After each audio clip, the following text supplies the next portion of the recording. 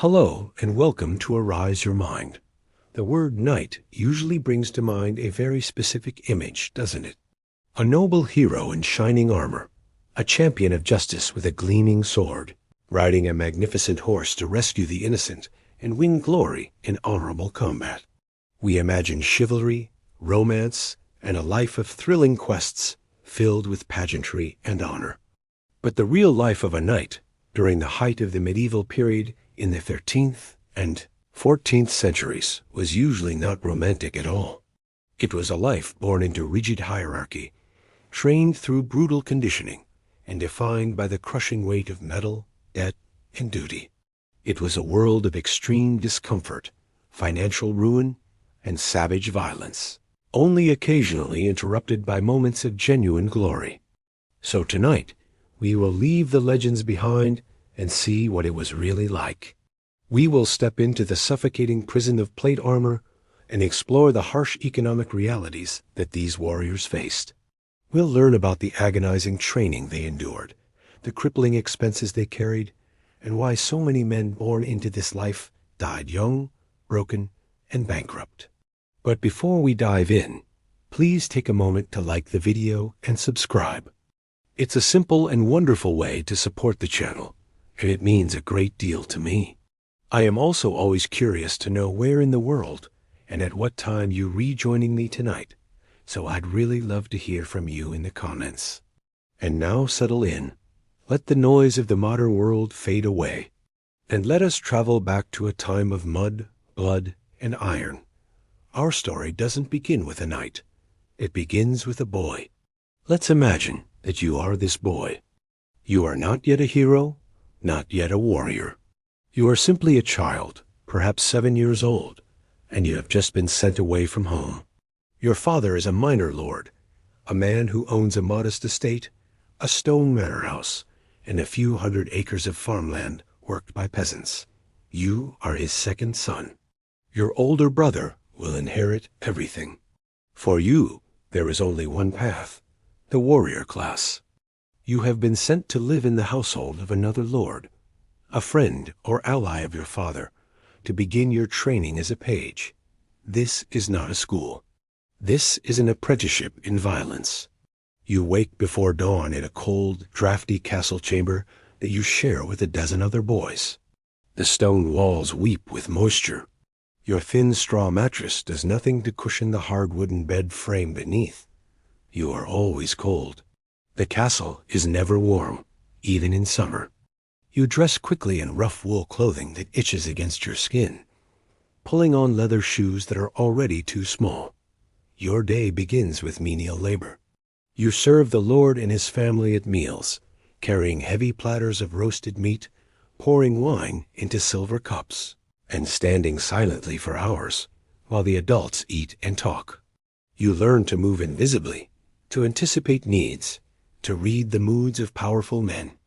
One mistake, one spill, and you will be struck across the face or beaten with a rod. This is not cruelty for its own sake. This is education. You are being taught absolute obedience. When you are not serving, you are training. You spend hours in the castle courtyard, a muddy expanse enclosed by high stone walls.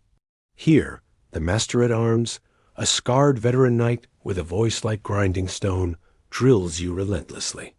You are given a wooden sword, heavier than you expect, and forced to practice the same overhead strike again and again until your small arms scream with exhaustion. You practice footwork, balance, and the basic guards. When you are too slow, the master strikes you across the shoulders with a leather strap. Pain is your teacher.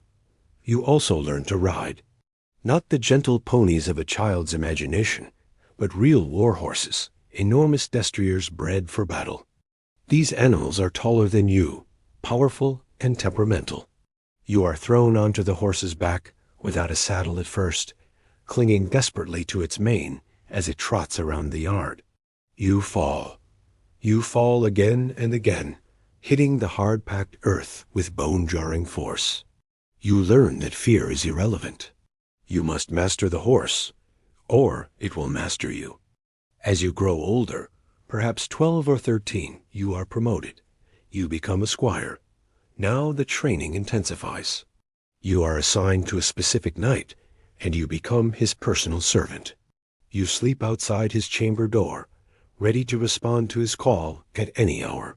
You polish his armor, a task that takes hours of repetitive scrubbing to remove every speck of rust. You sharpen his sword, maintain his saddle, and care for his warhorse, a beast worth more than your father's entire annual income. But you also begin to train in earnest for war. You are given your first real sword, and the weight of it is shocking. This is not a wooden practice blade. This is a tool designed to kill. You learn the brutal reality of combat. A sword fight is not an elegant dance. It is exhausting, chaotic, and terrifyingly fast. You practice in full armor now, or at least pieces of it. A helmet, a mail shirt, gauntlets. The weight is immense. A full suit of plate armor, which you will one day wear, weighs between 50 and 70 pounds. It is distributed across your entire body, but it is still an exhausting burden. You learn to move in this armor, to fight in it, to mount a horse while wearing it. You discover that the greatest enemy is not the sword of your opponent, but the heat. Inside the metal shell, especially in summer, the temperature becomes unbearable. Sweat pours down your face, stinging your eyes. Your breathing comes in ragged gasps, echoing inside the enclosed helmet. The smell is overpowering. Your own sweat, the metallic tongue of iron, and the rancid odor of the padded gambeson, the thick quilted jacket worn beneath the armor, which is never truly washed. You also learn the economics of knighthood, and this lesson is perhaps the harshest of all.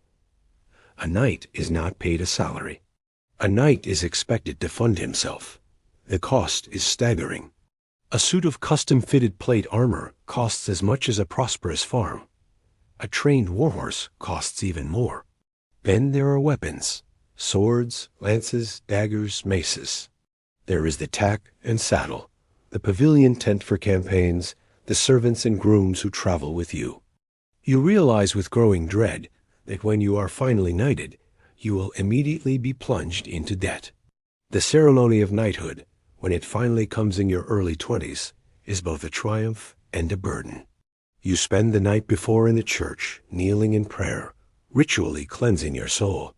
In the morning, you are dressed in white robes and brought before the Lord. He taps you on each shoulder with the flat of his sword.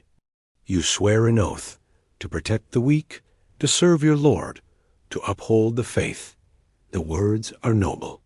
The reality is something else entirely. You are now a knight, a warrior of the noble class. You have been training for this moment for 15 years. And now the true test begins.